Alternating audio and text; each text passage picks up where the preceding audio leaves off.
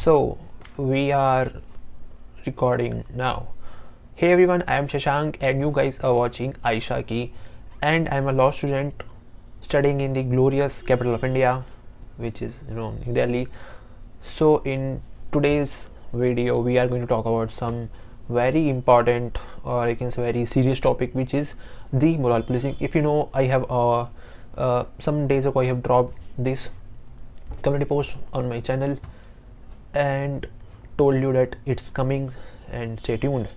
So yes, today I'm going to tell you something about what a little bit about what is moral policing, and mostly about how to take a exit, or one can take a clean sweep in these type of situation. As you know, this type of situation arises most of the times because of the glorious police of this country.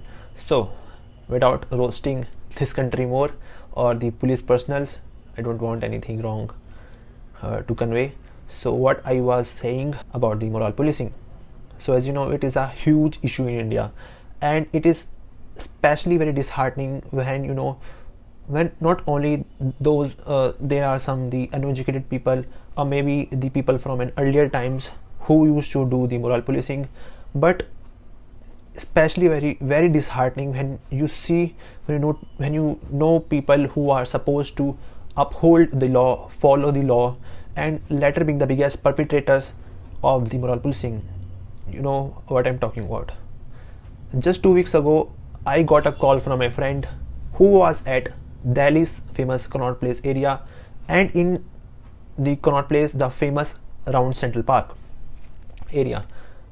And he gives me a call and says that I am at Central Park right now, and with a female friend we were roaming around here a little too late in the park, and once we went to the exit, we were told by the security guard that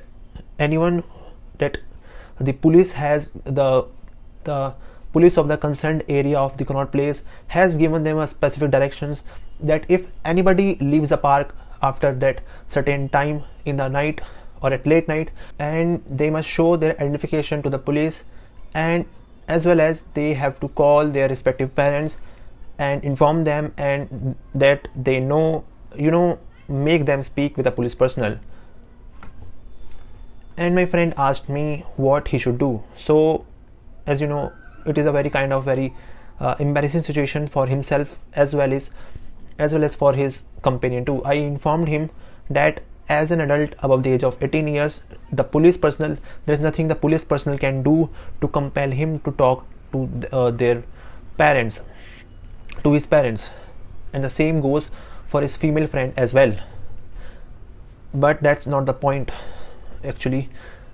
The thing is, the practical issue that arises here, that you might have a remedy in the law, you might have a right in law, that you might not be doing anything illegal, but the powers are given to the police are so wide, that are so I can say so large, that in case you try to assert that right, it becomes very impossible, very hard. Impossible is a very wrong word here. It becomes very hard, or I can say it becomes very difficult for you to get away with it with a clean sweep. And what I mean by that, the police have the power given to them by the Criminal Procedure Code itself, that under which the police can under any way more fancy hold any person in a custody for maximum period of 24 hours, and the provision that they can arrest a person to ascertain his rights, his identity. So using these grounds, still there are safeguards written in the Criminal Procedure Code itself, but because of the provisions being there, and the police they still utilize that provision, and anybody can take and hold anybody as long in their custody till at least for 24 hours. So I had to explain my friend that he should be practically speaking to the police personnel himself, and tell him that he is an adult and has a right not to disclose his parents' information. And neither does his female friend has a responsibility to disclose her parents' information or name too. But on the further introspection, I realized, and I advised my friends, that he should just tell the police that he lives away from his home, and that he has no long no any he don't have any relationship left with his parents, and that is why he's not going to call them. And the same goes for his female friend too. And of course, that's a lie. The police will understand it's a lie, but the moment they hear this statement, understand that the other person as well as is not an idiot who will fall prey to their such tactics, because at the end of the day, what the police want is to accept a little bribe, and they are hoping for that. When they say mummy से बात कराओ, पापा से बात कराओ, so in that type of situation, you know, most of the kids out there, they get scared, and you know what they say to the police in the reply of mummy से बात करो, पापा से बात करो. They say they can perhaps make an alternate arrangement. Sorry, it's my Siri.